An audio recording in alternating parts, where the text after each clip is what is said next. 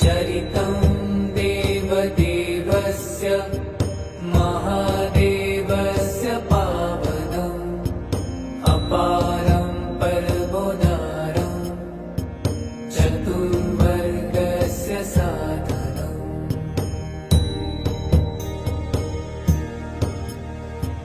गौरीविनायकोपेतं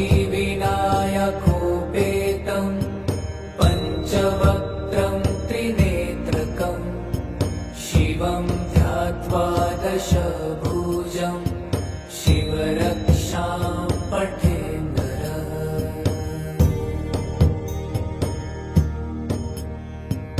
गङ्गाधर शिरः पातु